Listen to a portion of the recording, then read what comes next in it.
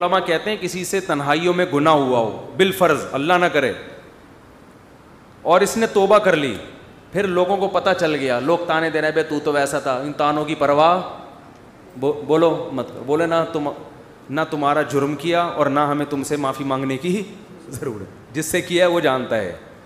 لوگوں کو لفٹ کرایا کرو زیادہ، کیونکہ لوگ اس چیز کو مسلط کر لیتے ہیں.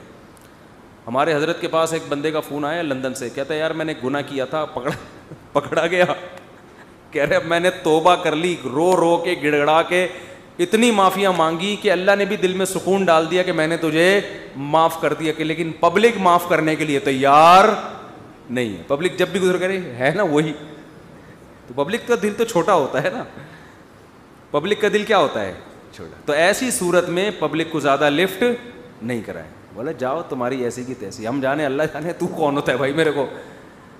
اور قرآن کے الفاظ دیکھو یار، وَمَن يَعْمَلْ سُوءًا أَوْ يَظْلِمْ نَفْسَهُ ثُمَّ يَسْتَغْفِرِ اللَّهَ يَجِدِ اللَّهَ غَفُورًا رَحِيمًا. ایسے وجد والی آیتیں ہیں. فرمایا جو بھی گناہ کرے گا، اپنی جان پہ ظلم کرے گا، ظلم ہو گیا، گناہ ہو گیا، شیطان نے بہکا دیا اس کو، غلط ہو گیا اس سے، حقوق العباد سے اس کا تعلق نہیں ہے، کیونکہ حقوق العباد میں پھر اس بندے سے بھی معافی مانگنا ضروری. کچھ جرائم ایسے ہیں جو اللہ اور بندے کے آپس کے معاملات. فرمایا پھر اس کو خیال ہوا کہ بھائی خدا تو انتقام لے گا، اور ویسے بھی غیرت کے خلاف ہے جس نے اتنے احسانات کیے اس کو ناراض کرنا. قرآن کہہ رہا ہے ثم یستغفر اللہ، پھر وہ اللہ سے کیا کرتا ہے؟ معافی. کیا عجیب الفاظ ہیں. اللہ نے یہ نہیں فرمایا غفارہ اللہ، اللہ اسے معاف کر دے گا، نہ نہ نہ نہ، یہ انداز نہیں ہے، یہ اللہ اس سے انتقام نہیں لے گا. فرمایا یجید اللہ غفور الرحیم، وہ اللہ کو پائے گا، وہ دیکھے گا کہ اللہ غفور بھی ہے اور رحیم بھی، وہ دیکھے گا اپنی آنکھوں سے. قرآن کیا کہتا ہے؟ جو گناہ کرے گا اور توبہ کرے گا یجید اللہ غفور الرحیم. اللہ یہ نہیں فرما رہے کہ اس کو معاف کروں گا، اللہ فرماتے ہیں جیسے کوئی بندہ دعوت پر آئے تو آپ کہو بھائی تم پاؤ گے کہ میں چھوٹا موٹا سیٹ نہیں ہوں. ہاں میں اس پہ واقعہ سنا رہا تھا کہ حضرت مولانا طارق مل صاحب ایک دفعہ کویت کے شہزادوں نے ان کی دعوت کی، تو اب وہ کیا تصور دماغ میں لے کے گئے ہوں گے. فرماتے ہیں میں حیران ہو گیا، اونٹ کے بچے صحیح پورے روسٹ. نہیں آئی سمجھ میں؟ آپ کو پتہ ہے اونٹ کا بچہ کسے کہتے ہیں؟ اونٹنی کے جو بچے ہوتے ہیں نا، وہ ذبح کر کے کھال اتار کے کنووں میں پورے روسٹ چاول بھر کے دسترخوان پہ رکھے. بکرے روسٹ تو سنے ہوں گے، اونٹ روسٹ نہیں سنے ہوں گے. اب جو شہزادے ہیں ان کے لیے یہ کوئی اتنی بڑی چیز نہیں ہے، ان کی یہ بریانی ہے، ٹھیک ہے نا، ان کی یہ کیا ہے. اب ان سے اگر مولانا طارق جبیل صاحب پوچھیں شہزادوں سے جی آپ کی دعوت ہے کیا کیا ملے گا، تو ان کو غصہ آئے گا نا؟ نہیں آ رہی سمجھ میں یار. وہ بھائی ان کو غصہ آئے گا نا کہ یار ہم کویت کے شہزادے ہیں، ہماری کرنسی دیکھو، اور ہم یہاں کا تو غریب آدمی اتنا پرتکلف کھانا کھاتا ہے، اور تم شہزادوں سے پوچھ رہے ہو کھانے میں، آپ کو غم ہو رہا ہے کہ پتہ نہیں بریانی ملے گی کہ نہیں ملے گی، پتہ نہیں روٹی ہوگی کہ نہیں ہوگی. تو اگر وہ ان سے پوچھتے تو وہ جواب میں یہ تھوڑی کہتے کہ یہ بھی ہے یہ بھی ہے، وہ کہتے بھائی آ جاؤ پتہ چلے گا شہزادوں نے دعوت کی ہے. آ جاؤ گے تو پتہ کیا چلے گا؟ پتہ چل جائے گا کہ شہزادہ بھی کوئی نائجیریا کا نہیں، کہاں کا؟ کویت کا، عرب شہزادہ ہے، اس کی دعوت ہے، آپ آئیں. اور ان کو پتہ چل گیا، انہوں نے بیان میں بھی بتا دیا. تو اللہ کا انداز یہی ہے. فرمایا تم سے کتنا بڑا جرم ہو جائے، کتنا بڑا جرم، یہاں تک کہ نبی نے فرمایا کہ اللہ فرماتے ہیں یا عبادی لو بلغت ذنوبک عنان السماء، تم نے گناہ کرتے کرتے کرتے کرتے زمین آسمان کے خلا کو بھر دیا، اتنے گناہ ہو گئے. ثم استغفرونی، پھر ایک دن تمہیں خیال آیا یار یہ غلط ہوا ہے، یہ نہیں ہونا چاہیے تھا، رب کو منانا چاہیے، بالآخر اس کا انجام برا ہے، گناہ کی سزا ملتی ہے. تو آپ نے ہاتھ اٹھا کے اللہ سے معافی، کسی اور کے در پہ نہیں گئے، کسی کی پرواہ بھی نہ کرو کون کیا کہہ رہا ہے، اللہ سے معافی مانگی. تو حدیث کے الفاظ کیا ہیں؟ قرآن کے الفاظ بھی عجیب ہے جو میں نے بتائے. قرآن کے الفاظ کے اللہ فرماتے ہیں معاف کرنا تو یہ تو ہلکی بات ہے نا، معاف کروں گا تو مطلب یہ کہ یہ بریانی ملے گی، کوفتے ملیں گے، سالن، یہ تو ہم نے بتا دیا نا. اللہ فرماتے ہیں توبہ کر کے دیکھ تو اللہ کو غفور اور رحیم پائے. غافر نہیں, راحم نہیں, غفور مبالغہ ہے. تو اللہ کو محسوس کرے گا کہ تیرا رب چھوٹا موٹا معاف کرنے والا نہیں ہے. رحیم کا مطلب بہت رحم کرنے والا ہے. اور اللہ یہ تجھے دکھائے گا. دکھائے گا کا مطلب کیا ہے؟ تیرے دل میں سکون پیدا ہو جائے گا کہ میرے رب نے مجھے معاف کر دیا. یہ توبہ کا پہلا انعام ملتا ہے دنیا میں. معاف بھی کرے گا اور اطمینان بھی دلا دے گا کہ معاف کر دیا. تعلق, وہ اطمینان کی علامت کیا ہے؟ اللہ سے جو تعلق ٹوٹا ہوا تھا وہ آپ کو جڑا ہوا محسوس ہوگا. گناہ کی وجہ سے جو دل میں کالک آ گئی تھی وہ کالک آپ کو ختم ہوتی ہوئی نظر آئے گی. یہاں تک علماء کہتے ہیں کہ بعض لوگ گناہ کر کے ایسی توبہ کرتے ہیں کہ گناہ سے پہلے جو اللہ کا ان سے تعلق تھا نا, گناہ کے بعد جب توبہ کی تو اس سے زیادہ اچھا تعلق پیدا ہو جاتا ہے ان کا, پہلے سے بھی زیادہ اچھا اللہ کی محبت پیدا ہو جاتی ہے. یہ تو قرآن میں, حدیث میں کیا آتا ہے کہ اگر زمین اور آسمان کے خلا کو تم نے گناہ کر کر کے پر کر دیا, ثم استغفرونی, پھر مجھ سے مغفرت طلب کرو, لغفرت, معاف کروں گا. اتنا کافی تھا نا یہ جملہ؟ یار نہیں آ رہی سمجھ میں. دیکھو اللہ یہ کہہ دیتے کہ زمین اور آسمان کے خلا کو پر کر دیا, مجھے ناراض کیا ہے نا, پبلک کے پاس جانے کی ضرورت نہیں. عیسائیوں میں پادریوں کے پاس جا کے معاف کرواتے ہیں, اتنے پیسے لے لو معاف کر دو. اللہ کہتے ہیں پادری کا کیا بگاڑا ہے تم نے؟ ناراض مجھے کیا ہے, نماز چھوڑی ہے مجھے ناراض کیا, زنا کیا مجھے ناراض کیا, انٹرنیٹ پر فحش فلمیں دیکھی مجھے ناراض کیا, یہ جو ہو رہے ہیں گناہ آج کل, کچھ بھی کیا مجھے ناراض کیا نا, آؤ میرے سامنے گڑ گڑاؤ. تو اللہ کیا کہتے ہیں, زمین اور آسمان کے خلا کو پر کر دیا, پھر مجھ سے معافی مانگو گے معاف کروں گا. کافی ہے نا, بس کر دیا معاف. آگے اللہ ایک اور جملہ بناتے ہیں, لا ابالی, کسی کی پرواہ. بولو اردو میں لفظ سماعت ہو کہتے ہیں بڑا لا ابالی قسم کا آدمی ہے. سنا یہ لفظ؟ ہاں بولنے میں کچھ ٹیکس لگتا ہے. لا ابالی کہتے ہیں نا, یہ عربی کے لفظ سے آیا لا ابالی. لا کا مطلب نہیں, ابالی کا مطلب پرواہ نہیں کرتا میں کسی کی. جیسے جو آدمی کسی کی پرواہ نہیں کریں گے بڑا لا ابالی سا آدمی ہے. تو اللہ کیا کہتے ہیں, لا ابالی, معاف کروں گا کسی کی پرواہ نہیں. کیا مطلب؟ یہ جملہ لگانے کی کیا ضرورت تھی؟ جملہ اس لیے لگایا جا رہا ہے کہ بہت سے نیک لوگوں کو اعتراض ہو سکتا ہے, اے اللہ اتنے سارے گناہ سیکنڈوں میں معاف, یہ بات ہماری کھوپڑی میں بولو نہیں, کچھ تو تھوڑی سی ہوتی. جیسے ایک بیٹا نافرمان ہو, 20 سال باپ کو ستاتا رہے, اب باپ کو زندگی بھر ستایا اس نے, باپ نے کہا ایسی کی تیسی ہے, ابھی دیکھتا ہوں میں جائیداد سے آگ کر دوں گا, میں یہ کر دوں گا. باپ بوڑھا ہو گیا, مرنے لگا ہے بھائی, اب جائیداد کی تقسیم کا وقت آ رہا ہے, اور اب یہ گیا, اس کو پتہ ہے کہ اب تو سارا معاملہ خراب, زندگی بھر ستاتا رہا. آخر میں آ کے ابا سے کہتے ہیں ابا I am very very sorry. ابا کہتے ہیں چل جا معاف کیا. دوسرے بیٹوں کو آئے گا نا غصہ, ہے بھائی ابا یہ کیا, یہ تو آپ کے رحم دل ہونے سے ناجائز فائدہ اٹھا رہے ہیں بھائی, ابھی آپ کے جانے کا وقت ہے اور یہ آگے سوری کر کے چلا گیا. تو ابا اگر ابا ہوں گے تو آپ دوسرے بچوں کو کیا بولیں گے, باپ تم ہو یا میں ہوں؟ کیا خیال ہے, باپ تم ہو یا ٹھیک ہے تمہارا مشورہ ہے میں نے سوچ لیا. باپ بہرحال کون ہے, میں, میری مرضی, میری جائیداد ہے, میری میراث ہے, میں کسی کو بھی نہ دوں, میں صدقہ کر دوں, جاؤ. لیکن انسان کا اتنا ظرف ہوتا نہیں ہے. اب اللہ پر تو موت واقع نہیں ہوگی, لیکن انسان پر تو موت واقع ہوتی ہے, اور موت کے بعد رحمت کے چانسز ختم, توبہ کے دروازے بند. ساری زندگی گناہ کرتا کرتا اب موت سے پہلے اللہ سے کیا کہہ دیتا ہے, آئی ایم سوری, معاف کر دے. تو اللہ کہتے ہیں کہ میں معاف کر کے, آگے پہلے ہی بتا دیا کہ کسی کو اعتراض کرنے کا حق, اللہ کو پتہ ہے بہت سارے لوگ آئیں گے, یا اللہ یہ کیا ہے بھائی, یہ کیا اتنے سارے گناہ ہو رہے ہیں اور اس نے معافی اور 1 سیکنڈ میں معاف, یہ تو تیری حکمت کے خلاف ہے, یہ تو مصلحت کے خلاف ہے, یہ تو یوں ہے, یہ تو ناانصافی ہے. اللہ کہتے ہیں بولنے دو, مجھے پرواہ, بولو نا, نہیں ہے. تم نے تھوڑی جہنم بنائی ہے, میں نے بنائی ہے. نافرمانی اس نے میری کی, معاف کرنے کی طاقت مجھے ہے, تو میں جس کو چاہوں معاف کروں. تمہیں کیا تکلیف ہو رہی ہے, تم اپنی بات کرو مجھ سے, کہ تمہیں کسی جرم کے بغیر میں سزا تھوڑی دے رہا ہوں. یہ جو الفاظ ہیں نا لا ابالی, یہ بڑے زبردست الفاظ ہیں.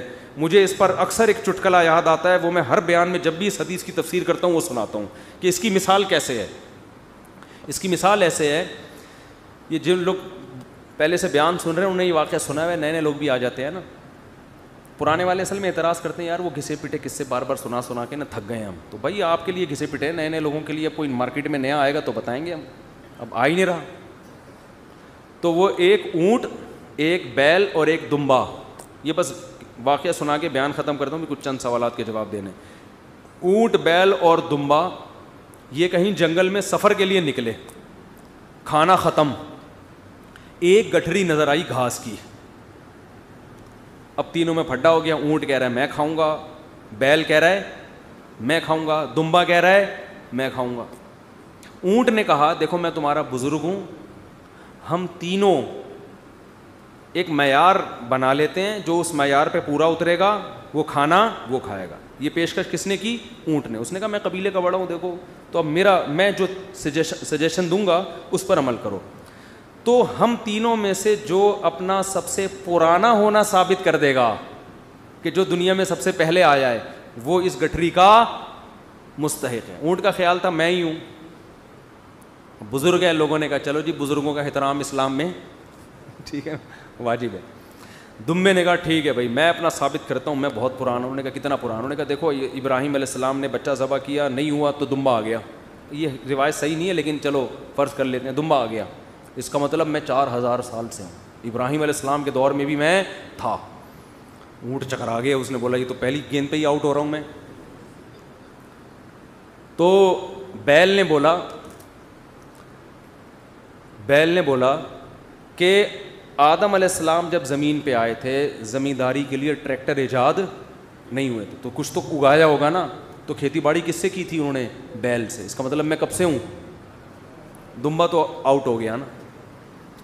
اونٹ پریشان کہ کم وقت, اس سے پہلے تو تاریخ لکھی نہیں گئی ہے, اس سے پہلے تو تاریخ لکھی اور سجیشن بھی میری تھی. اونٹ ٹینشن میں آیا. اس نے کیا کیا, وہ گھاس کی گٹھری اٹھا کے اپنے کوہان پہ رکھی. تو دمبے نے بولا بھائی میں تو بہت پرانا ہوں. اس نے بولا مانتا ہوں, میں نے کب کہا آپ بہت پرانے ہیں, میں آپ کے بعد آیا ہوں. بیل نے کہا میں تو اس سے بھی پرانا ہوں. اس نے کہا میں نے بولا کہ آپ پرانے نہیں ہیں. تو بھائی یہ پھر ہمیں دو. اس نے کہا دم ہے تو لے لو. اس نے کہا ہمت ہے تو اٹھا لو. اونٹ کے کوہان سے کون اٹھائے گا؟ چلو دفعہ یہاں سے, تمہاری ایسی کی تیسی. سجیشن بھی خود ہی دی. بولا جس میں دم ہے لے لے بھائی, چلو اس کو کہتے ہیں لا ابالی.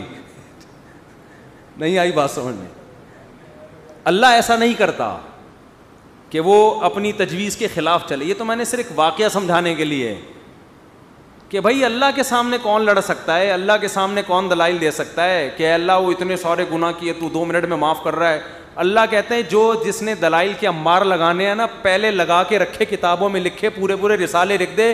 میری نظر میں اس کی کوئی ویلیو نہیں ہے کیونکہ خدا میں ہوں تم نہیں ہو. نافرمانی میری کی ہے, تمہاری تمہیں کیوں تکلیف ہو رہی ہے؟ یغفر لمن یشاء ویعذب من یشاء. جس کو چاہوں گا معاف کروں گا, جس کو چاہوں گا عذاب دوں گا. یہ اللہ نے اپنے ہاتھ میں رکھا ہے تاکہ جب کوئی گناہ کرے تو گڑ گڑائے کس کے سامنے؟ اللہ کے سامنے. ہمیں پتہ ہے کہ اللہ کے سوا معاف کرنے والا کوئی بھی نہیں ہے. معافی کا اختیار اللہ کے ہاتھ میں, سزا کا اختیار اللہ کے ہاتھ میں.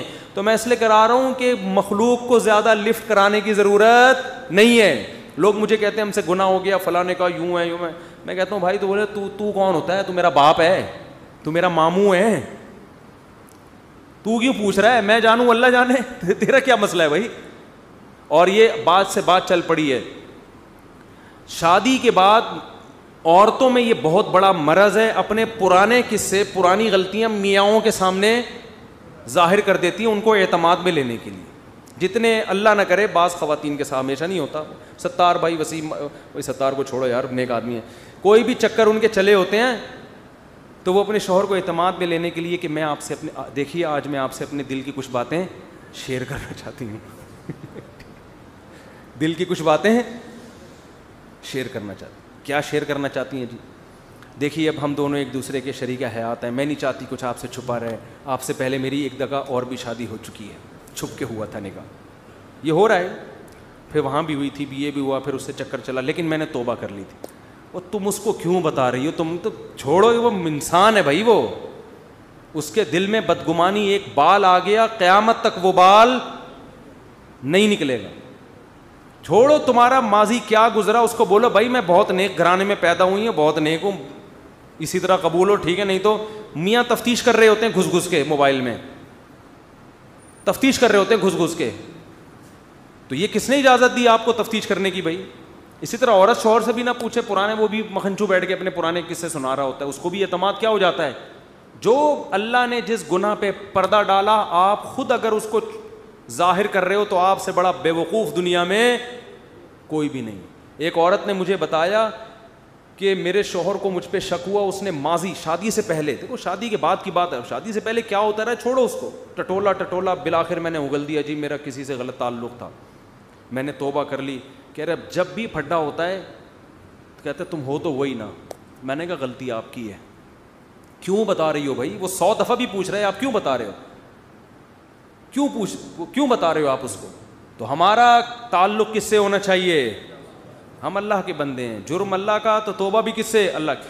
اور ایک اور بات سے بات نکلتی ہے, بعض خواتین کے ساتھ کوئی ایسا واقعہ ہو چکا ہوتا ہے کہ وہ کنواری نہیں رہتی, بعض دفعہ کوئی مسئلہ ہوتا ہے ان کے ساتھ, یا بعض دفعہ کوئی برائی ہو چکی ہوتی ہے جس سے وہ توبہ کر چکی ہوتی ہیں, وہ شادی کرتے ہوئے ڈر رہی ہوتی ہیں.